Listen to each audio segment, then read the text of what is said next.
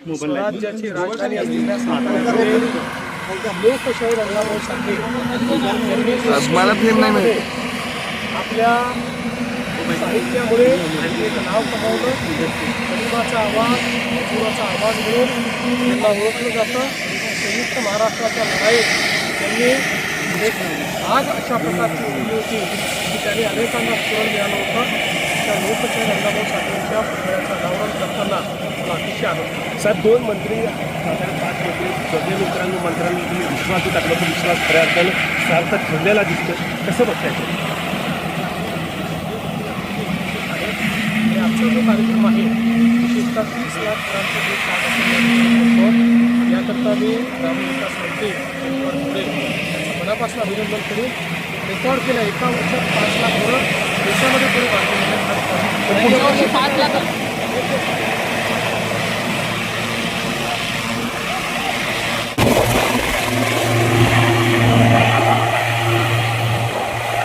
घरांना पहिला हप्ता आणि आज तर हा रेकॉर्ड बघा, एका वर्षामध्ये 5 लाख घरं पूर्ण करून त्याच्या चाव्या आज आपण त्याचं वितरण केलेलं आहे.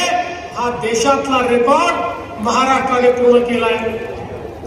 आज पुन्हा 9,000 कोटी रुपये आपल्याला मिळालेले आहेत. हे 9,000 कोटी रुपये मिळाल्यामुळे पुढच्या वर्षी शिवराजची असाच कार्यक्रम आम्ही करू. आज 5 लाख लोकांना चाव्या दिल्या, पुढच्या वर्षी 15 लाख लोकांना चाव्या आम्ही देऊ.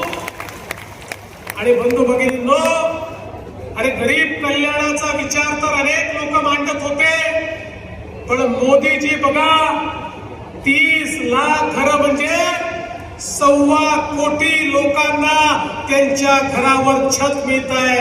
1.25 कोटी लोक जे झोपडीमध्ये राहत होते ते स्वतःच्या पक्क्या घरामध्ये या ठिकाणी चाललेले आहेत. आणि म्हणून आम्ही देखील निर्णय केला, घर झालं तर ते उत्तम झालं पाहिजे, म्हणून राज्याच्या वतीनंही त्याच्यात 50,000 रुपये दिले. आणि त्यासोबत हाही निर्णय घेतला, प्रधानमंत्री आवास योजनेच्या अंतर्गत ज्याला घर मिळेल त्याला जन्मभर इलेक्ट्रिसिटी फुकट मिळाली पाहिजे, म्हणून त्याला त्या ठिकाणी सोलर करता पैसे आम्ही देतो. त्याला कधीच इलेक्ट्रिसिटीचं बिल भरावं लागणार नाही. त्यामुळे गरीबाला त्या इलेक्ट्रिसिटीच्या पैशातूनही मुक्ती देण्याचं काम आपण केलेलं आहे. एवढंच नाही तर काही लोक असे होते, अर्ज केला पण जमिनीचा तुकडा देखील नव्हता, त्यांना घर तर मंजूर झालं पण जमीन में लगे रहते हैं. और इसलिए इसका समर्थन करें प्रधानमंत्री के संकल्प का कि 5 साल में एक साथ एक बार ही सब चुनाव होना चाहिए. बोलिए, होना चाहिए कि नहीं? जोर से बताएं, होना चाहिए. तो प्रधानमंत्री का संकल्प है, इसको पूरा करने के लिए हम आगे आए. एक बात और कही है हमने कि जब तक बहुत जरूरी ना हो, ये संकट का समय है, थोड़ा सोना खरीदने पे कंट्रोल करें, क्योंकि बहुत पैसा अपना विदेश में जाता है. देसी मुद्रा, डीजल पेट्रोल की खपत जितनी कम हो सकती है वो भी मैं कम करें. मैं देवेंद्र जी फिर आपको बधाई देता हूँ, आपने तय कर दिया. ये कार्यक्रम क्योंकि पहले अनाउंस हो गया था, इसलिए ये कार्यक्रम तो होगा, लेकिन आगे बड़े कार्यक्रम भी अवॉइड करेंगे. मैं फिर देवेंद्र फडणवीस जी का अभिनंदन करता हूं कि ये फैसला भी राष्ट्र हित में है. राष्ट्र हित में आप हर फैसले लेते हैं. एक बात में खाद की आपको मैं ये नहीं कह रहा कि खाद मत डालो, इंतजाम भी करेंगे, कोई कसर नहीं छोड़ेंगे. दुनिया में जहां से खाद मिल रहा है, प्रधानमंत्री जी के नेतृत्व वहां से खाद लेके आओ. खाद की व्यवस्था में हमारे फर्टिलाइजर मंत्री लगे हुए हैं, नड्डा जी, लेकिन अनावश्यक खाद ना डालें. मिट्टी में जितने तत्व है उसको देख के कौन से खाद की जरूरत है, जितनी जरूरत है उतना ही डालें, तो जमीन को ज्यादा फायदा होगा. ये ऐसे काम है जिनके लिए जनता को साथ खड़ा होना होगा. मैं इतना ही निवेदन करते हुए कि आइए एक विकसित भारत, एक आत्मनिर्भर भारत और उसके लिए समृद्ध और विकसित महाराष्ट्र जो कई योजना में देश को दिशा दिखा रहा है, बनाने के लिए हम देवेंद्र जी के साथ खड़े हो और हम प्रधानमंत्री श्रीमान नरेंद्र मोदी जी के साथ खड़े हो और मिलकर साथ चले अपने महाराष्ट्र को बढ़ाने के लिए और अपने देश को बढ़ाने के लिए।